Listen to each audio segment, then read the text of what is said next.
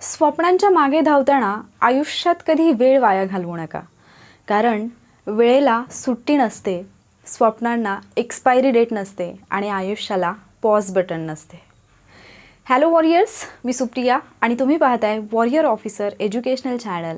लढण्याची नव्हे, जिंकण्याची तयारी. आजच्या व्हिडिओमध्ये आपण जो 26 फेब्रुवारीला झालेला पेपर आहे त्याच्याबद्दल थोडंसं डिस्कशन करणार आहोत की आयोगाचा ट्रेंड खरंच बदलत चालला आहे का, आयोग ज्या प्रकारचे प्रश्न विचारत आहे मग ते गेस करणं खरंच एवढं कठीण आहे का, किंवा या प्रश्नांचा सोर्स एक्झॅक्टली कुठे असतो हे अगदी थोडक्यात बोलणार आहोत. आणि त्यानंतर मेन मुद्दा जो आजच्या लेक्चरचा अजेंडा आहे तो म्हणजे ग्रुप सी साठीची तयारी करण्यासाठीचं 30 डेज चॅलेंज किंवा 30 डेजमध्ये तुम्हाला हे कशा पद्धतीने टॅकल करायचं आहे याच्याबद्दलचा हा व्हिडिओ आहे. कारण तुमच्यापैकी बरेच वॉरियर्सचे रिक्वेस्ट करत होते ज्यांना 65 डेज चॅलेंजमध्ये चान्स मिळाला नव्हता किंवा 65 डेज चॅलेंजमधलेच स्टुडंट जे की रिक्वेस्ट करत आहेत की मॅम अजून पुढे तुम्ही कंटिन्यू करा, तर त्या सगळ्यांसाठीची ही अपडेट आहे. ठीक आहे, तर पहिल्यांदा जो महत्त्वाचा मुद्दा आहे तो म्हणजे की जो पेपर होता 26 फेब्रुवारीचा त्या पेपरमधून तुमच्या काय लक्षात येतं किंवा खरंच ट्रेंड बदलत चालला आहे का, तर याच्यावरती मी एक व्हॉइस चॅट घेतलं होतं 65 डेज चॅलेंजमध्ये. ते रेकॉर्डिंग मी जसंच्या तसं सेंड केलेलं आहे वॉरियर ऑफिसर या आपल्या टेलिग्राम चॅनलवरती, ग्रुपवरती, दोन्हीकडे तुम्हाला ते पाहायला मिळेल.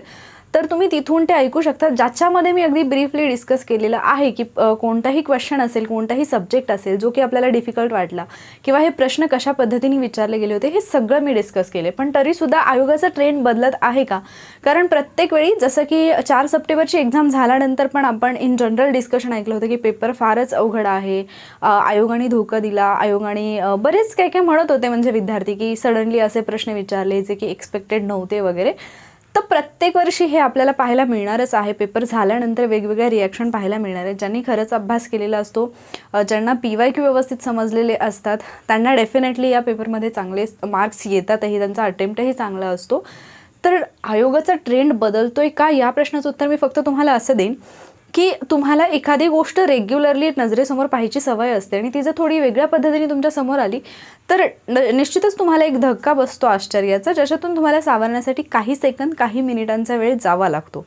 जसं की तुमच्या घरामध्ये तुमची आई असेल, तुम्ही तिला रोज उठल्यानंतर साडीमध्ये दिवसभराचं तिचं काम वगैरे करताना तुम्ही डेली तिला पाहत असाल, बट सडनली म्हणजे स्पेसिफिकली खेडेगावातल्या विद्यार्थ्यांबद्दल मी बोलत आहे, पण सडनली जर एखाद्या दिवशी सकाळी तुम्ही उठल्यानंतर तुम्हाला तुमची आई ड्रेसमध्ये किंवा जीन्स पॅन्टमध्ये दिसली तर तुम्हाला जो धक्का बसेल, आई तीच असेल, सगळं तिचं कामही तेच असेल, पण तुम्हाला बसणारा धक्का हा तुमच्यासाठी आश्चर्याचा धक्का असेल, कारण तुम्ही ते वेगळ्या पद्धतीने त्या व्यक्तीला पाहत आहात. आयोगाच्या क्वेश्चन्सच्या बाबतीतही तेच होते. आयोगाने जो सिलेबस आहे त्याला धरूनच क्वेश्चन विचारलेले आहेत, PYQच्या रेफरन्समधूनच क्वेश्चन विचारलेले आहेत, पण ते विचारण्याची पद्धती थोडी बदललेली आहे. हां, डेफिनेटली करंटच्या बाबतीमध्ये एक आहे जे की मी 65 डेजमध्येही बऱ्याचदा सांगितलं होतं किंवा आय थिंक व्हिडिओमध्ये पण मी एकदा दोनदा बोलली आहे की 2021चे करंट अफेअर्स सगळेजण सांगत होते फोकस करा, पण मी हे म्हटलं होतं की कुठून तरी इंट्युशन्स असे मला वाटत आहेत की जुनं जे करंट आहे, जे आयोगाला विचारायला चान्स मिळाला आणि त्याच्यावरती प्रश्न येतील, बट आयोगाने त्याच्याही पुढे जाऊन आणखी जुनं विचारलेलं आहे, ज्याच्यावरून तुमच्या एक लक्षात येईल की फक्त 6 महिने किंवा 1 वर्षाचं करंट अफेअर्स करणं हे इनफ नाही आहे. बाकी जर बोलायचं म्हटलं तर सोर्सेस वगैरे जर तर तुम्ही अगदी सायन्सचे काही प्रश्न म्हणजे तुम्ही कुठलीही प्रश्नपत्रिका घेतली, कुठल्याही वर्षीची, यापूर्वीच्या आयोगाची कुठलीही प्रश्नपत्रिका घेतली तर तुम्हाला काही प्रश्न हे त्याच्यामध्ये असे दिसणारच आहेत जे की ज्याला आपण आयोगाचा ट्रॅप म्हणू शकतो, जिथे तुम्ही अडकणार, जिथे तुम्ही अडखळणार, जिथे तुम्ही थोडा विचार करणार, जे प्रश्न तुम्हाला हे फील करायला किंवा हा विचार करायला भाग पाडणार की पेपर फार हार्ड आहे. बट असे क्वेश्चन मॅक्झिमम असतात जे तुम्ही इझिली टॅकल करू शकता, पण तिथे त्या 1 तासामध्ये आपण काय करतो याच्यावरती सगळ्या गोष्टी डिपेंड असतात. काही प्रश्न जे मी यापूर्वीही सांगितलं होते की आयोगाचे as it is question repeat होतात, बट ज्याच्यावरती खूप सगळेजण हसतातही असं म्हटल्यानंतर, जसं वनस्पती वर्गीकरणाच्या बाबतीतला प्रश्न होता जसाच्या तसा 2019ला आय थिंक ग्रुप सीला आलेला प्रश्न आहे, तो ॲज इट इज प्रश्न रिपीट झालेला आहे. तोच प्रश्न त्यापूर्वी PSI 2014ला विचारलेला होता. असा फक्त तो एकमेव प्रश्न नाही आहे काही प्रश्न आहेत समाजसुधारकांच्या बाबतीमध्ये, म्हणजे हिस्ट्रीचे काही प्रश्न आहेत, जॉग्रफीचे काही प्रश्न आहेत जे प्रश्न रिपीट झालेले सुद्धा आहेत, आणि काही प्रश्न जे की जुन्या प्रश्नांच्या संदर्भाने जर ॲनालिसिस ते जर तुम्ही व्यवस्थित केलं असेल तर तुम्हाला त्या ॲनालिसिसमधून त्यांची उत्तरं मिळतात असे सुद्धा खूप प्रश्न आहेत. मग जसं मी सुरुवातीपासून सांगत आले, तुम्हाला हजारो मार्गदर्शक भेटतील, पण ज्याला तुम्ही खरे गुरु म्हणू शकता फक्त 2 आहेत. एक आयोगाचा सिलेबस आणि दुसरा म्हणजे आयोगाचे प्रिव्हियस इयर क्वेश्चन पेपर्स. या 2 गोष्टी तुम्हाला करता आल्या तर सगळं मग तुमचं इझी होऊन जातं. ठीक आहे, त्यामुळे या 2 गोष्टींवरती तुम्हाला बिलीव्ह करता आलं पाहिजे. पण त्याचबरोबर कसा प्लॅन करायचा किंवा कशा पद्धतीने गोष्टी टॅकल करायच्या हे तुम्हाला समजलं पाहिजे. आणि जसं मी रात्री एका मेसेजमध्ये बोलले होते ग्रुपवरती की 3,62,000 विद्यार्थी ज्यांनी फॉर्म भरलेला आहे त्यांच्यापैकी बरेचसे विद्यार्थी म्हणजे अगदी लाखाच्या घरात विद्यार्थी असतील की जे खरंच सिरियसली अभ्यास करत आहेत, पण ज्यांना चुका टाळता येतात तेच या एक्झाममध्ये यशस्वी होतात. आणि तुम्हाला चुका टाळता येत आहेत का, तुम्हाला कन्सिस्टन्सी मेंटेन करता येते का, सगळ्या गोष्टी तिथे मॅटर करत असतात. ठीक आहे, त्यामुळे पेपर आला की पेपरचा ट्रेंड बदलला आहे, आयोग वेगळंच काहीतरी विचारतो याच्यावरती जाऊ नका. सिलेबसच्या बाबतीमध्ये पॉलिटीचे क्वेश्चन आयोग आणि सिलेबसमध्ये जे मुद्दे मेन्शन केलेले आहेत त्याला धरून आयोग प्रश्न विचारायला लागला हेही तुम्हाला समजलं पाहिजे. ठीक आहे, त्यामुळे ठराविक एक म्हणजे जसं मी आज सकाळच्या चॅटमध्ये पण बोलले, मेसेजमध्ये पण बोलले, ठराविक एक ग्रुप आहे किंवा ठराविक एक टेस्ट सिरीज आहे, ठराविक एक क्लास आहे, ठराविक एक चॅनल आहे, तेच फॉलो केल्यानंतर तुम्ही पास होता असं नसतं. सर्वस्वी मेहनत तुमची असते, त्याला जर योग्य दिशा मिळाली तर तुमचे यशस्वी होण्याचे चान्सेस हे वाढत असतात. ठीक आहे, त्यामुळे बाकी सगळ्या गोष्टींमध्ये पडणं हे तुमचं कामही नाही आहे. म्हणजे समजा मी जरी तुम्हाला सांगत बसले की मी जे आत्तापर्यंत घेतलं त्याच्यातून किती प्रश्न आले किंवा काय, त्याचा तुम्हाला अभ्यासामध्ये काही फायदा होणार आहे का, नाही. तुमच्या अभ्यासासाठी जे इम्पॉर्टंट आहे ना ते तुम्हाला घेता आलं पाहिजे. ठीक आहे, आता ग्रुप सीची एक्झाम म्हणजे ज्यांना कालचा पेपर सोपा गेला आहे किंवा अवघड गेला आहे, दोन्ही प्रकारचे विद्यार्थी आहेत. पण हेही आहे की आत्ता आन्सर की येईपर्यंत इकडच्या तिकडच्या चर्चा करत बसण्यापेक्षा मला जो परत पुढे 1 महिन्यानंतर जी परीक्षा मला फेस करायची आहे त्या परीक्षेसाठी मी तयार आहे का. मी 65 डेज चॅलेंजमधल्या विद्यार्थ्यांना हे स्पेसिफिकली सांगितलं होतं की तुम्ही 65 डेजमध्ये पर डे म्हणजे प्रत्येक दिवशी तुम्हाला काहीतरी टास्क होतं, काहीतरी चॅलेंज मिळत होतं आणि ते तुम्हाला काहीही झालं तरी at the end of the day तुम्हाला ते कंप्लीट करायचं होतं आणि त्याच्यामुळे त्यांची कन्सिस्टन्सी मेंटेन राहिली. एक रेग्युलर जे आपण त्याला सातत्य म्हणतो त्या अभ्यासामध्ये त्यांचं राहिलं की दररोज मला हे करायचंच आहे आणि त्यांनी ते केलं. तर तेच त्यांनी आता पुढचे 30 दिवस त्यांना ते मेंटेन ठेवता आलं पाहिजे. कारण जेव्हा आपल्यावरती कोणीतरी रिस्ट्रिक्शन्स टाकणार असतं, कोणीतरी आपल्याला सांगणार असतं की नाही हे तुला करायचंच आहे, त्यावेळेला आपण ते जास्त चांगल्या पद्धतीने करत असतो. ठीक आहे, बरेचसे विद्यार्थी असे होते ज्यांना 65 डेजमध्ये चान्स नाही मिळाले आणि ते खूप रिक्वेस्ट करत होते. ग्रुप सीसाठी खूप आधीपासून प्लॅन घेऊन या बोलत होते, पण 65 डेजमध्ये बिझी असल्यामुळे मला ते पॉसिबल नाही झालं. आता मी 30 डेजसाठी म्हणजे उरलेल्या या दिवसांसाठी जी की 3 एप्रिलला होणारी एक्झाम आहे ग्रुप सीची, तर त्याच्यासाठीचा एक प्लॅन ज्याला की मी रिव्हिजन प्लॅन म्हणेन ॲक्च्युली, पण रिव्हिजनसुद्धा योग्य पद्धतीने करता येणं गरजेचं आहे. तर त्याच्याशी रिलेटेड एक प्लॅन मी घेऊन येत आहे ज्याच्यामध्ये 30 डेज चॅलेंजेस मी परत एकदा म्हणते आणि याला चॅलेंज म्हणण्याचं कारणही मी तुम्हाला सांगते. याच्यामध्ये तुम्हाला हे चॅलेंजच असतं की दिवसामध्ये जो तुम्हाला दिलेला अभ्यास आहे किंवा या 30 दिवसांमध्ये जे तुम्हाला टास्क दिलेले आहेत ते तुम्हाला कंप्लीट करायचे असतात कुठलंही कारण न सांगता. म्हणून त्याला म्हणजे तुम्ही स्वतःला चॅलेंज करायचं असतं की हे मी करू शकेन का किंवा एवढं मला नाही होत. ज्यावेळेला तुम्ही कारणं देणं बंद करता त्यावेळेला आपोआप तुमचे यशस्वी होण्याचे मार्ग मोकळे होत जातात. तर ते कुठेतरी तुमचं कारणं देणं थांबवायचं आणि हे करायला सांगितलं तेवढं तुमचं झालं पाहिजे, हा एक अप्रोच ठेवून हे चॅलेंज मी घेऊन आले. एका मंथमध्ये तुम्हाला रिव्हिजन आणि प्रॅक्टिस या दोन्ही गोष्टी करायच्या आहेत. आता याच्यामध्ये रिव्हिजन कशाची असेल आणि प्रॅक्टिस कशाची असेल, तर रिव्हिजन जे तुमचे 7 सब्जेक्ट आहेत त्या 7 सब्जेक्टसाठी तुम्हाला प्रॉपरली सांगितलं जाईल की कुठल्या विषयाचं तुम्हाला कुठे म्हणजे काय काय रिव्हिजन करायची आहे, मॅथ्स रिझनिंगची प्रॅक्टिस कशी करायची आहे हे सगळं. आणि याच्यामध्ये काही व्हिडिओज जे आहे ते तुम्हाला माझे म्हणजे वॉरियर ऑफिसरचे काही व्हिडिओज तुम्हाला अवेलेबल करून दिले जातील जे बेसिकली 5 सब्जेक्टसाठीचे असतील. त्याच्यामधले जर आपण 5 सब्जेक्ट पाहिले तर हिस्ट्री आहे, जॉग्रफी आहे, त्यानंतर सायन्स आहे, पॉलिटी आहे आणि इकॉनॉमिक्स आहे. या 5 सब्जेक्टचे लेक्चर्स तुम्हाला अवेलेबल करून दिले जातील जिथे तुमच्या संकल्पना क्लिअर होतील, प्लस त्याचबरोबर जे पण अवघड वाटणारे पॉईंट्स आहेत ते लक्षात ठेवण्यासाठीच्या ट्रिक्स. कारण कालच्या पेपरमध्ये पण बरेचसे मुद्दे ट्रिक्स असतील किंवा ज्या कन्सेप्ट मुलांच्या क्लिअर झाल्या तर त्याच्यातून त्यांना खूप फायदा झालेला आहे अर्थात. ठीक आहे, तर असे लेक्चर्स तुम्हाला दिले जातील 5 सब्जेक्टचे आणि त्याचबरोबर उरलेले जे 2 सब्जेक्ट आहेत, मॅथ्स, रिझनिंग आणि करंट अफेअर्स, त्याच्याशी रिलेटेड जे इम्पॉर्टंट मटेरियल असेल, म्हणजे ते मी असं नाही म्हणत आहे की वॉरियर ऑफिसरचं असेल, पण ते सिलेक्टिव्ह जे मटेरियल असतं, म्हणजे तुमच्याकडे आत्ता जे मी सकाळी पण व्हॉइस चॅटमध्ये बोलले, तुम्ही जर तुमचा फोन उघडून पाहिलं, तुम्ही जर तुमचं टेलिग्राम ओपन करून पाहिलं, तर तुमच्याकडे फाईल्सचा भला मोठा ढिगारा तुम्हाला सापडेल की जे तुम्ही आत्तापासून वाचायला सुरुवात केलं तर कदाचित 1 वर्षापर्यंत ते वाचूनही होणार नाही, एक रीडिंगही होणार नाही, एवढ्या फाईल्स तुमच्याकडे असतील.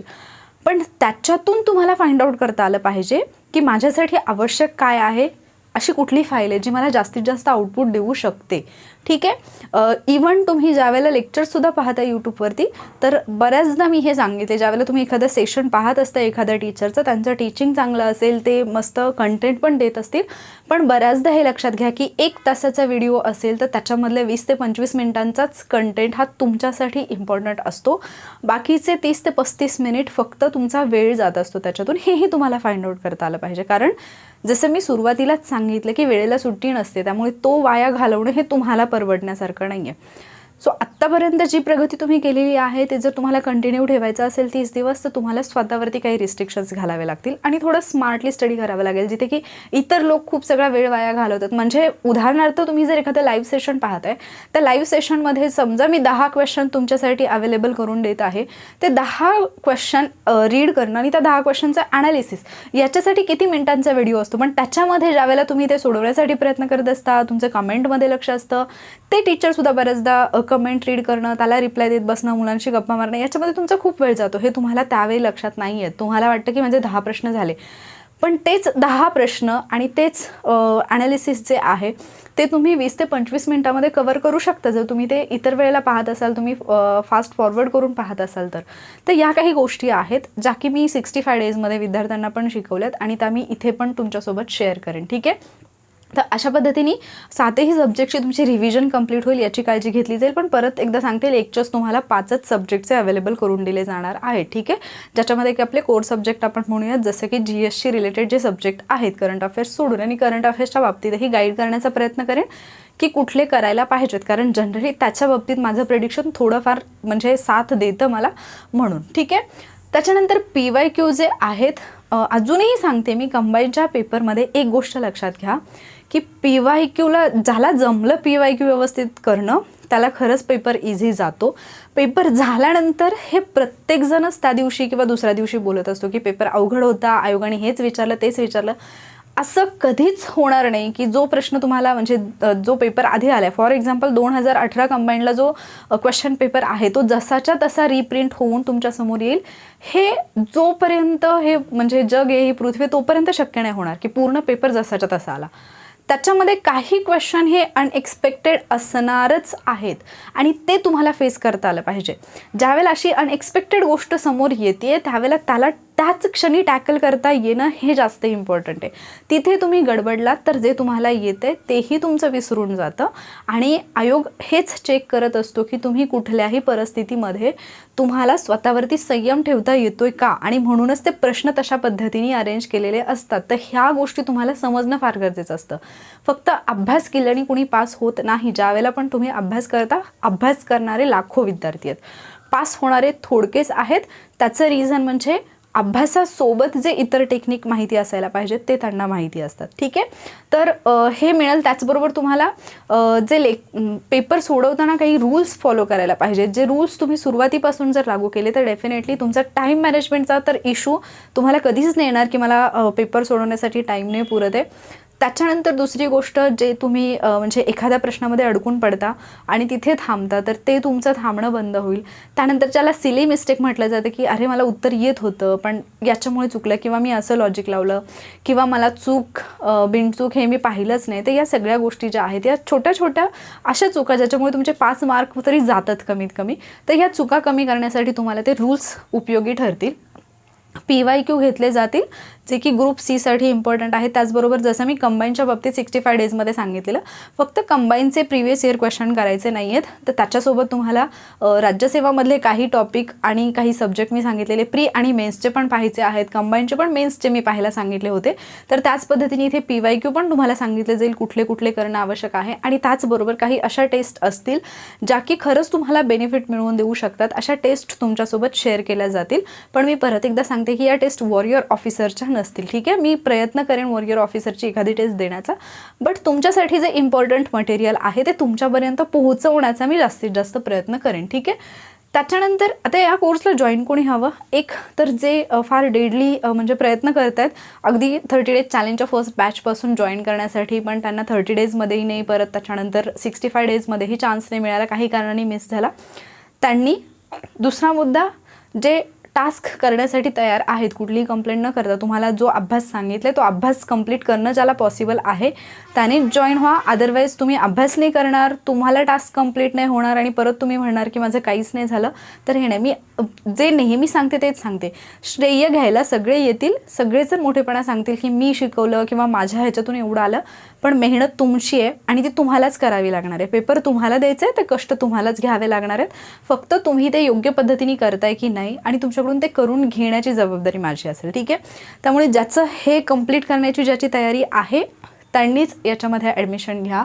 त्याच्यानंतर ज्याचा विश्वास आहे माझ्या टीचिंगवरती, ज्यांनी माझे व्हिडिओज पाहिलेत, ज्यांना ते फार इझी वाटतात, ज्यांना ती भाषा समजते त्यांनी घ्या. ज्यांना माझी भाषा नाही समजत त्यांनी प्लीज ॲडमिशन घेण्याच्या फंदात पडू नका, कारण इथे तुमच्या भविष्याचा प्रश्न आहे. फक्त तुम्हाला काहीतरी चांगलं दिसतंय किंवा तुम्हाला काहीतरी वाटतंय बघितल्यानंतर की हां काहीतरी होईल किंवा उगीचच कोणीतरी घेतलंय म्हणून घेऊ नका. तुम्हाला तुमच्या मनातून तो विश्वास असला पाहिजे की हां मला समजते, हे माझ्यासाठी फायदेशीर आहे, तरच तुम्ही इकडे या. आणि आणखी एक मुद्दा की ज्यांनी ऑलरेडी थोडाफार अभ्यास केला आहे, म्हणजे कारण आता एका महिन्यामध्ये तुमचं सगळं बेसिक आणि हे ते सगळं कवर होणार नसते. ठीक आहे. तर ज्यांनी ऑलरेडी थोडाफार अभ्यास केला आहे, ज्यांनी कंबाईन पण दिलेली आहे किंवा जे कंबाईनचं प्रिपरेशन करत होते आणि ग्रुप सी त्यांचे टार्गेट आहे, तर अशा विद्यार्थ्यांनी म्हणजे ज्यांना थोडाफार गंध आहे अभ्यासाचा, ज्यांना माहिती आहे, तर त्यांनीच ॲडमिशन घ्या. कारण या एका महिन्यामध्ये मी तुमचं अगदी बेसिकपासून क्लिअर नाही करून घेऊ शकत. फक्त मी तुम्हाला जे तुम्ही केलेलं आहे त्याला फिनिशिंग आणि त्याचबरोबर एक्झाममध्ये एक्झॅक्टली ते कसं इम्प्लिमेंट करायचं या सगळ्या गोष्टी आणि ते कम्प्लिटली रिव्हिजन, म्हणजे सातही सब्जेक्टची व्यवस्थित तुमची रिव्हिजन झाली पाहिजे, हे मी करून घेऊ शकते. त्यामुळे ॲडमिशन घेताना या सगळ्या क्रायटेरियामध्ये तुम्ही बसतात का हे चेक करा. आणि कारण तसं असेल तरच तक्रार, विनाकारण म्हणजे तुमचेच प्रॉब्लेम्स आहेत, तुमचेच डाऊट्स आहेत, तुमच्याकडूनच ते नाही होऊ शकलं आणि विनाकारण दुसऱ्याला जर तुम्हाला हे करण्याची सवय असेल, म्हणजे काय म्हणतो आपण दुसऱ्यावरतीच टीका करायचं, सगळं दुसऱ्यावरती ढकलून द्यायचं, तर प्लीज याच्यामध्ये ॲडमिशन घेऊ नका. आणि मी अजूनही सांगते की कुठलीही मोठी व्यक्ती घ्या, कुठलीही अशी व्यक्ती जिने तिच्या क्षेत्रामध्ये काहीतरी नाव कमावलेलं आहे, मग जसं सचिन तेंडुलकर असतील किंवा उसेन बोल्ट असतील, कुठल्याही क्षेत्रामध्ये पुढे गेलेली व्यक्ती घ्या. त्यांचे कोच, त्यांच्या कोचच्या हाताखाली खूप सगळे विद्यार्थी असतात, खूप सगळे स्टुडंट असतात जे शिकत असतात, पण त्याच्यातून एखादाच तसा घडतो, कारण त्याच्यामध्ये ते काहीतरी असतं. याचा अर्थ असा नसतो की ते कोच फक्त त्या एकाच विद्यार्थ्याला काहीतरी वेगळं सांगते. ठीक आहे, पण तुमचं डेडिकेशन खूप मॅटर करतं इथे. त्यामुळे जर तुमच्याकडे ते डेडिकेशन असेल तर घ्या, अदरवाईज विनाकारण एक सीट घालवू नका. बाकी दुसरं कोणीतरी गरजू असू शकतं ज्याला तो चान्स मिळू शकतो. ठीक आहे.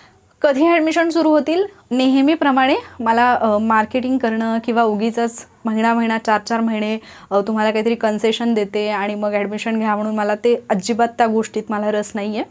माझं पहिल्यापासूनचं तत्त्व एकच आहे, थोडे विद्यार्थी आले तरी चालतील, पण ते थोडे विद्यार्थी त्यांच्या परफेक्ट ते झाले पाहिजेत, त्यांची तयारी चांगली झाली पाहिजे, त्यांचा रिझल्ट आला पाहिजे, हा माझा मेन फोकस असतो.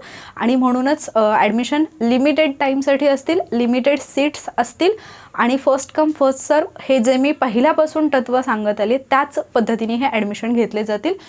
उद्या म्हणजे 28 फेब्रुवारीला हे दुपारी 1 वाजता ओपन होतील, संध्याकाळी 5 पर्यंत चालू असतील. मी सुरू करण्याची वेळ तुम्हाला कन्फर्म सांगू शकते की 1 वाजता सुरू होतील, बट जर 2 वाजता 3 वाजता जर मला असं वाटलं की ॲडमिशन्स म्हणजे एक जी लिमिट मी सेट केलेली आहे तेवढे झाले, तर मग मात्र मी 5च्या आधीसुद्धा ॲडमिशन बंद करू शकते. हे मी आधीच सांगते तुम्हाला, कारण परत बरेच जण तक्रार करतात की मग मॅम आम्हाला नाही मिळालं वगैरे. तर पहिल्यापासून जे तत्त्व आहे आपलं फर्स्ट कम फर्स्ट सर्व, त्याच पद्धतीने जे लवकर घेतील त्यांना चान्स मिळेल. त्याच्यानंतर मग 1 तारखेपासून तर सुरू होते सगळं, म्हणजे लेक्चर्स वगैरे मिळायला. त्यामुळे हे होणार नाही की नंतर मग परत ओपन करा, परत घ्या, मग तुमचं राहिलेलं कंप्लीट करणं तुम्हाला शक्य होत नाही आणि 1च महिना आहे. त्यामुळे या 1 महिन्यामध्ये जर तुम्हाला टिकून राहायचं असेल तर हे तुमच्यावरती डिपेंड आहे. ठीक आहे, तर उद्या दुपारी 1 वाजता सुरू होतील, 5 वाजेपर्यंत ओपन असतील. पण अजूनही सांगते, जर समजा त्याच्या आधीच जेवढ्या सीट्स म्हणजे एक आकडा आहे माझ्या डोक्यामध्ये, तेवढे जर झाले असतील ॲडमिशन्स, तर मग ते आधीच क्लोज केले जातील. ठीक आहे. त्यानंतर प्रोसिजर काय असेल तर तुम्हाला टेलिग्रामवरती, म्हणजे तुम्हाला याच्या खाली आपल्या व्हिडिओच्या खाली लिंकमध्ये टेलिग्रामची लिंक मिळेल. जर ती नाही मिळाली किंवा त्याच्यावरून जॉईन नाही होता आलं तर व्यवस्थित लक्ष देऊन मी जे लिहिते ते पहा. @warrior officer WA आहे. ठीक आहे, वॉरियर ऑफिसर हे तुम्ही सर्च करू शकता आणि याच्यावरून तुम्ही चॅनल जॉईन करा. तिथेच तुम्हाला ग्रुप मिळतो, तिथे सगळ्या अपडेट तुम्हाला मिळतील चॅनलवरती. ठीक आहे, तिथे तुम्हाला एक ग्रुपची लिंक पाठवली जाईल, न्यू बिगिनिंग. आणि कुणीही जोपर्यंत म्हणजे खात्री करत नाही आहात तुम्ही तोपर्यंत, अदरवाईज काही लोक माझ्या नावाने फेक अकाउंट बनवत आहेत आणि ते पैसे वगैरे मागत आहेत किंवा काही कोर्सेस सांगत आहेत. माझा कुठलाही कोर्स नाही आहे दुसरा.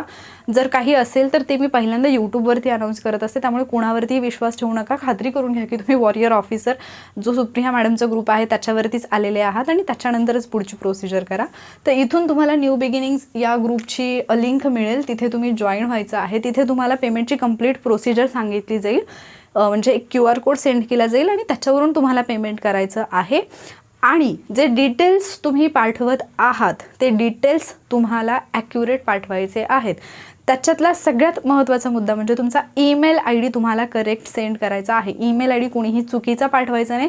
तुमचा ईमेल ID ही कम्प्लिटली तुमची जबाबदारी असेल. जर तुम्ही चुकीचा ईमेल ID पाठवला तर त्याच्यासाठी मी किंवा इतर कुणीही जबाबदार राहणार नाही, त्याच्यासाठी तुम्ही जबाबदार असाल, कारण तुम्हाला त्या ईमेल ID वरतीच लेक्चर म्हणजे त्याच ईमेल IDला लेक्चरचा ॲक्सेस दिला जाईल. ठीक आहे, त्यामुळे तुमची इन्फॉर्मेशन पाठवताना ती करेक्ट पाठवायची आहे. व्हॅलिडिटी काय असेल तर 5 एप्रिलपर्यंत हे लेक्चर्स तुम्हाला विजिबल असतील. मी आत्ताच व्यवस्थित सांगते, 5 एप्रिल म्हणजे एक्झाम झाल्यानंतर 2 दिवस. हा कोर्स जो आहे तो 30 डेजसाठी आहे, तर 30 डेजच्याच दृष्टीने मी तुम्हाला व्हॅलिडिटी देत आहे. 5 एप्रिलपर्यंत हे लेक्चर्स तुम्हाला विजिबल असतील. त्याच्यानंतर कुठल्याही कारणास्तव ती विजिबिलिटी किंवा त्याची व्हॅलिडिटी वाढवली जाणार नाही. तोपर्यंत तुम्हाला ते सगळे लेक्चर्स आणि त्याचं तुम्हाला टाईम टेबल दिलं जाईल ॲक्च्युली की कधी तुम्हाला कुठलं लेक्चर मिळणार आहे, सब्जेक्ट वाईज कंप्लीट रिव्हिजनचं. त्यामुळे हा डाऊट मनात नका ठेवू की माझं बघून झालं नाही किंवा काय, त्याचं तुम्हाला टाईम टेबल तुमच्यासोबत शेअर केलं जाणार आहे. ठीक आहे, याच्यामध्ये कुठलाही बदल होणार नाही. या कोर्ससाठीची फी आहे, 1च महिन्यासाठी कोर्स आहे आणि सगळे सब्जेक्ट म्हणजे जसे 5 सब्जेक्ट जे आहेत मेन ते सब्जेक्ट, त्या सब्जेक्टचे लेक्चर्स मी तुम्हाला अवेलेबल करून देत आहे. या लेक्चरची या कोर्सची जी फी आहे ती 499 रुपये फीज आहे, म्हणजे जवळपास 500 रुपये असं तुम्ही म्हणू शकता. आणि ही फीज ठेवण्याचं कारणही मी सांगते. 65 डेजमधले बरेचसे विद्यार्थी आहेत ज्यांना की रिजॉईन करायचं आहे.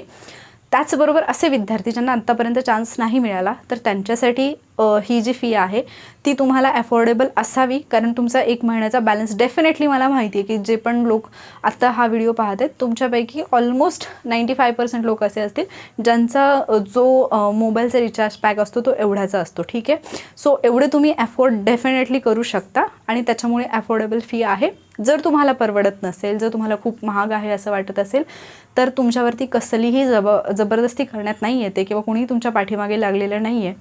कुणीही माझा अकाउंटंट बनण्याचा प्रयत्न करू नका. ठीक आहे, कारण माझ्याकडे तशी कुठलीही वॅकन्सी शिल्लक नाही आहे. तुम्हाला विश्वास असेल, तुम्हाला हे चॅलेंज कंप्लीट करणं शक्य असेल तर तुम्ही बिंदास या, नसेल तर तुम्ही म्हणजे तुम्ही फ्री आहात. बाकी जिकडे 10-15 हजार रुपये फी आहे तिथे जाऊन ॲडमिशन घेण्यासाठी. ठीक आहे, तर ज्या गोष्टी आहेत ते तुमच्या समोर आहेत आणि माझे व्हिडिओज तुम्ही यापूर्वी पाहिले असतील, त्याच्यातून तुम्हाला मी आत्तापर्यंत विद्यार्थ्यांना काय पद्धतीने गाईड केलं हे तुम्हाला माहिती आहे. आणि स्पेसिफिकली हे माझं ग्रामीण भागातल्या विद्यार्थ्यांसाठी मी काहीतरी चालू करण्याचा प्रयत्न केला आहे. त्यामुळे तुम्हाला परवडेल अशी फी मी ठेवण्याचा प्रयत्न केलेला आहे. बट एक मुद्दा, ही फी नॉन रिफंडेबल आहे. तुम्ही पहिल्यांदा पेमेंट करणार, त्याच्यानंतर काहीतरी कारणं सांगणार आणि परत तर नाही, पहिल्यांदाच पेमेंट करताना विचार करा. नॉन रिफंडेबल याचा अर्थ असं होतो की एकदा तुम्ही पेमेंट केल्यानंतर ते पैसे तुम्हाला परत मिळत नाहीत. ठीक आहे, शक्यतो आत्तापर्यंत मला कधी असा अनुभव नाही आला की कोणी मला फी परत मागितलेली आहे. पण तरीसुद्धा हे मी ॲडव्हान्समध्ये सांगते, कारण फक्त एकदा असं झालं होतं की एका विद्यार्थ्यांनी पेमेंट केलं, त्यांनी पैसे परत मागितले, त्यांनी मला डबल पेमेंट केलं आणि त्याला परत कोर्स जॉईन करायचा होता. तर हे होऊ नाही शकत की तुम्ही परत मग तुमच्या मूडनुसार, तुमच्या मूड स्विंगनुसार तुम्ही ठरवाल. त्यामुळे फीज नॉन रिफंडेबल आहे. पहिल्यांदाच भरताना विचार करून भरा. ठीक आहे. लेक्चर कधीपासून सुरू होतील? 1 मार्चपासून लेक्चर सुरू होतील आणि त्याच्यामुळेच फक्त उद्याचा दिवस जे आहे ते ॲडमिशन्स ओपन ठेवलेले आहेत. ठीक आहे. तर एवढं सगळं 30 डेजबद्दल मला सांगायचं होतं. ज्यांनी यापूर्वी 65 डेज 30 डेजचा एक्सपिरियन्स घेतलेला आहे त्यांना माहिती आहे की टीचिंग मेथड असेल किंवा टास्क देणं असेल किंवा कशा पद्धतीने गोष्टी तुमच्याकडून कंप्लीट करून घेतल्या जातात. सो 65 डेज चॅलेंजमधल्या स्टुडंटना मी सांगेन, ज्यांना पॉसिबल नाही आहे ॲडमिशन घेणं, त्यांनी पुढचे 30 डेज तुमची कन्सिस्टन्सी फक्त मेंटेन करा, जी की तुम्ही मागच्या 65 डेजपासून मेंटेन करत आलेले आहात. हा पहिला मुद्दा. जे ॲडमिशन घेणार आहेत त्यांना अजूनही एकदा सांगते, जे टास्क तुम्हाला याच्यामध्ये दिले जातील ते कंप्लीट करणं ही तुमची जबाबदारी असेल. मी तुमच्याकडून कंप्लीट करून घेण्याचा प्रयत्न करणार आहे, पण त्याच्यासाठी तुमचं डेडिकेशन आणि तुम्ही किती व्यवस्थितपणे त्या गोष्टी किती सिरियसली घेता हेही महत्त्वाचं आहे. आणि तोपर्यंत तुम्हाला फक्त तुमचं एक्झाम तुमची म्हणजे 3 एप्रिल ही जी डेट आहे तीच तुम्हाला डोळ्यासमोर दिसली पाहिजे की तुम्हाला ती डेट जी आहे त्या दिवशीचा पेपर टॅकल करायचा आहे, हे फक्त तुमच्या डोक्यात असलं पाहिजे. ठीक आहे. तर एवढी सगळी इन्फॉर्मेशन होती. याच्या व्यतिरिक्त काही तुमचे डाऊट असतील तर ते डाऊट तुम्ही विचारू शकता. याच्यामध्ये जे सब्जेक्ट आणि जे लेक्चर तुम्हाला प्रोव्हाइड केले जातील त्याची लिस्ट मी तुम्हाला टेलिग्रामवरती सेंड करेन की कुठले कुठले लेक्चर्स तुमच्यासाठी अवेलेबल केले जातील. तर टॉपिक वाईज लेक्चरचे नावं जी आहेत ती मी तुमच्याशी शेअर नक्कीच करेन. आणि त्याच्यानंतर उद्याचा दिवस फक्त लक्षात ठेवा की दुपारी 1 वाजता सुरू होतील. फर्स्ट कम फर्स्ट सर्व या पद्धतीने लेक्चर्स देते. त्याच्यामुळे लिमिटेड सीट्स ज्या आहेत तेवढे झाल्यानंतर ॲडमिशन क्लोज केले जातील, परत रिओपन केले जाण्याचे चान्सेस फारच कमी आहेत. खूपच एखादी म्हणजे जसं की गृहिणी आहेत काय, त्यांचा फारच मोठा प्रॉब्लेम असेल तर त्यांना फक्त मी थोडीफार हेल्प करू शकते. बट शक्यता फार कमी आहे की मी रिओपन करेन, कारण फक्त 1 महिना आहे. ठीक आहे.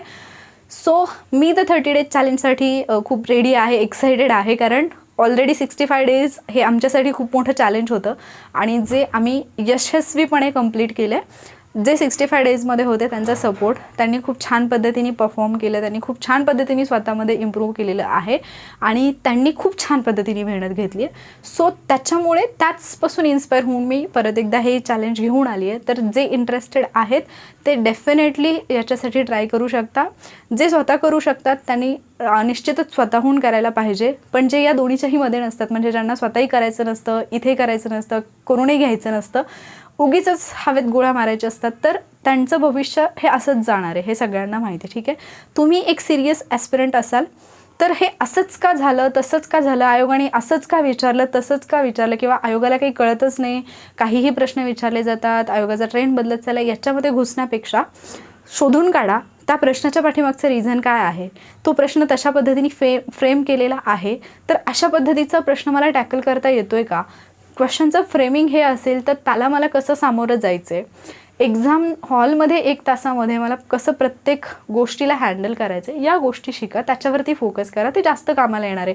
उगीचच कट ऑफचे तर्क लावत बसू नका. कुठल्याही क्लासेसचे म्हणजे जे काही चालू असतात त्या की आमच्याकडून हे आलं, आमच्याकडून ते आलं, याच्यामधून तुमचा काही एक विद्यार्थी म्हणून, एक ॲस्पिरंट म्हणून किंवा एक स्पर्धा परीक्षेची तयारी करणारी व्यक्ती म्हणून तुमच्यासाठी जे इम्पॉर्टंट आहे फक्त त्याच्यावरतीच फोकस करा. जे तुमच्यासाठी इम्पॉर्टंट नाही आहे त्याच्यामध्ये पडू नका. त्याच्यातून फक्त तुमचा टाईम, तुमची एनर्जी, तुमच्या मोबाईलची बॅटरी, तुमच्या मोबाईलचा बॅलन्स हे फक्त कमी होत असतं आणि त्याचबरोबर बऱ्याचदा तुमच्या ब्रेनची कार्य करण्याची क्षमता आणि तुमच्या डोळ्यांची विजिबिलिटी हे सगळं कमी होत असतं, बाकी काहीही होत नसतं. त्यामुळे जे तुम्हाला अचीव करायचं आहे त्याच्यावरती फोकस्ड राहायला शिका. ठीक आहे. माझ्याकडून खूप खूप शुभेच्छा.